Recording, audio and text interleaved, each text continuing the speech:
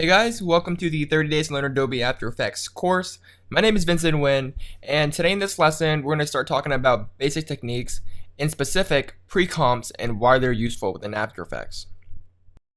After Effects, you're probably wondering, what is a pre-comp? Never heard of it before, and why are they even useful in the first place? Well, pre-comps are nothing more than just regular compositions, but we call them pre-comps because we pre-compose them in order to do something later. So for an example, I'm going to create a text here, and I'm going to call it, just call it 3D text. Pretty straightforward. Now, let's say I wanted to duplicate this thing many times, but they're just going to be the same 3D text source right here. So I'm just going to pre-compose this or pre-comp it. So pre-comp things by highlighting all the layers that you want to pre-compose, and then going to layer, pre-compose. And this is kind of like grouping things together within Photoshop or Illustrator, or kind of flattening things down.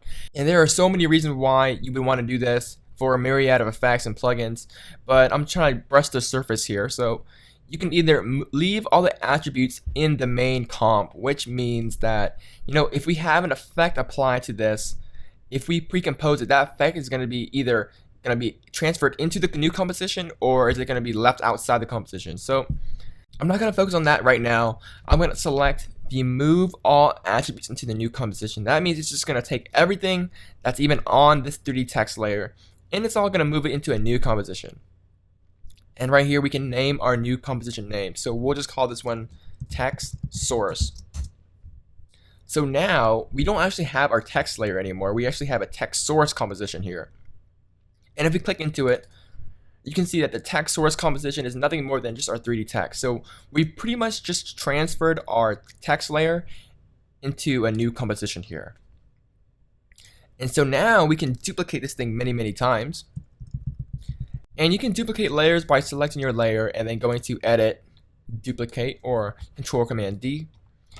And so that way we just made a whole bunch of copies of our text here. So what I'm going to do is I'm going to select them all.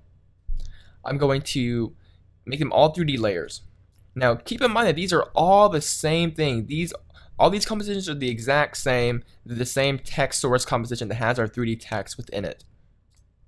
So with all of our layers selected, let's go ahead and hit P on the keyboard to show the position of all these same compositions here.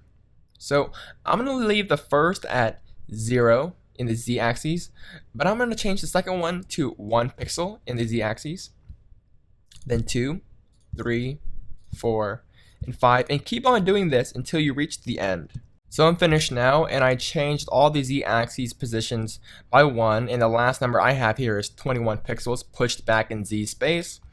And that's just going to move all of the compositions that are the same back by 1 pixel in the z-axis. So let me just create a new camera so you can kind of see what I'm talking about here. And if I rotate to the side, rather than having a flat text, we actually have some basic extrusions here.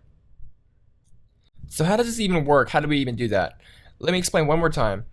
Basically what we did was we duplicated the same composition 22 times, and we pushed them, or we offset their position by 1 each time. So our first 3D text is up front. We push one back to create a 1 pixel extrusion. We push another one back to create a 3 pixel extrusion, so on and so forth and so on and so forth. So pretty much we're just duplicating the same composition and pushing them all back in Z space, which is in the depth. So we're kind of creating a kind of a pancake stacked up 3D text. And this is kind of a pseudo 3D text. So not really perfect, but it kind of does sell the effect here. And if I create a new light, you're going to see that it does react to lights here. So let's just make it a white light. So that's pretty cool, but what happens if we want to change this text here to something else?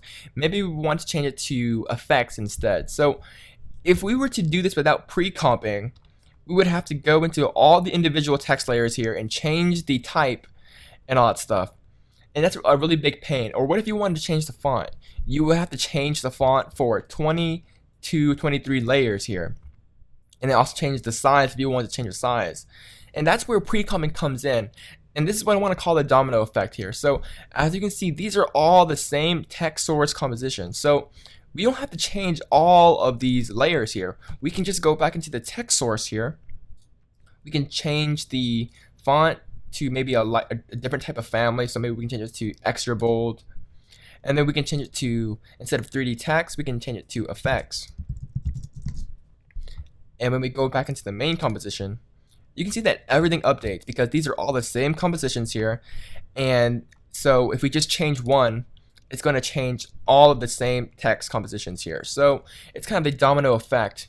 And this is one of the handy regions that you want to pre-compose or pre-comp things, because you get that domino effect and you can do all your edits in here, and that all those edits are going to ripple down and carry out throughout all of your compositions that are the exact same. So it's very, very handy. There are many, many more practices and many more reasons why pre-composing would be very, very handy, because sometimes you need to flatten things out before you apply more effects onto it. So it's kind of like merging layers or rasterizing layers. Sometimes you just kind of need to rasterize them, group them together, and apply more effects so they blend in together or work better with the effect. So we'll get into that a little bit later in the series, but in this case, that's pretty much it for pre-composing. It's just kind of grouping things together into a new composition on its own, so we kind of have some organization and some workflow here. So really basic overview of pre-comping and why they're useful. In the next lesson, we're going to be talking about layer maps and controlling layers with other layers.